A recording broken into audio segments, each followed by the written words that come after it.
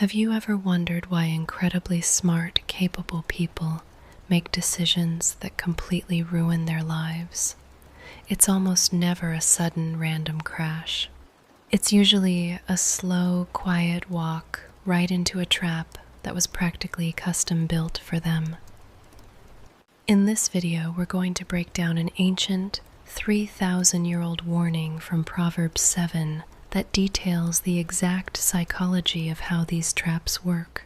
By the end of this, you're going to know how to spot the setups in your own life, whether it's a toxic relationship, a bad habit, or a terrible business deal before the trap actually snaps shut on you. First, let's talk about how the trap finds its target. The story starts with a young guy wandering down the street at twilight, heading right toward a corner where he knows he shouldn't be. The text says he lacked judgment. The big takeaway here is that temptation doesn't start when the distraction shows up. It starts when you are aimless. When you don't have a clear sense of direction or purpose in your life, you wander.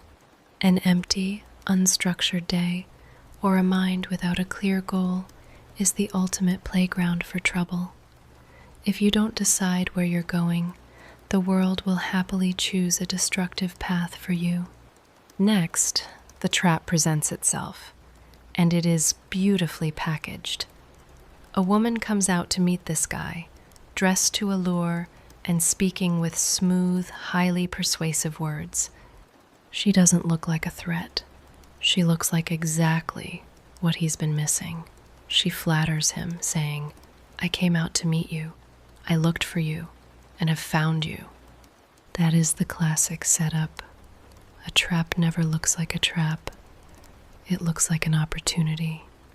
It dresses up in exactly what your ego wants to hear. It tells you that you're special, that you deserve this, and that this moment is just for you. If you only look at the packaging, you'll completely miss the hook inside. Then comes the pitch that seals the deal. She tells him, "My husband is not at home. He's gone on a long journey and took a purse full of money." In other words, nobody is watching. Nobody will ever know. You can do whatever you want, and you won't get caught. The most dangerous lie we tell ourselves is that we can bypass the consequences of our actions. We think we can step off the ledge and somehow skip the gravity on the way down. But secret choices always have public consequences eventually.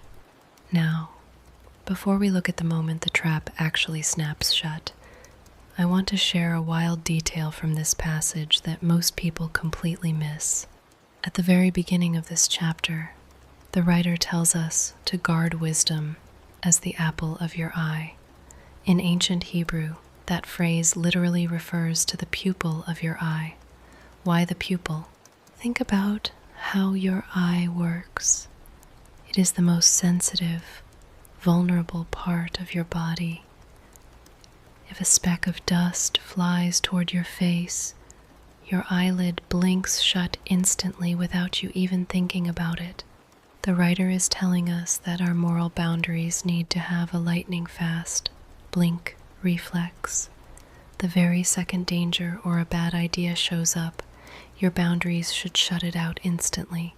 If you have to stand there, debate it, and negotiate with the temptation, your blink reflex is already too slow, and you're already in trouble. Once the young man is persuaded by her smooth talk, the text says, "All at once, he followed her like an ox going to the slaughter, like a deer stepping into a noose, like a bird darting into a snare, little knowing it will cost him his life." This is the ultimate delusion of control. We always think we can play with fire and not get burned.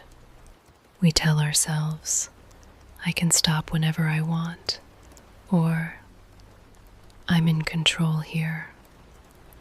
But the moment you take that first step, you surrender your control. The ox doesn't plan on dying. It just steps forward because it thinks it's getting fed. By the time you realize you're in a trap, The gate is already locked. So, how do we protect ourselves from this? You don't try to fight the temptation when you're already standing on the corner at twilight. You win the battle before it even starts. You do that by filling your life with clear purpose, doing the hard work of building deep boundaries, and keeping your blink reflex incredibly sharp. If this message hit home for you today, do me a quick favor.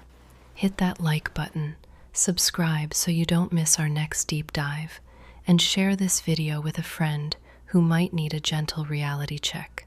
Keep your eyes open, stay focused, and I'll see you in the next video.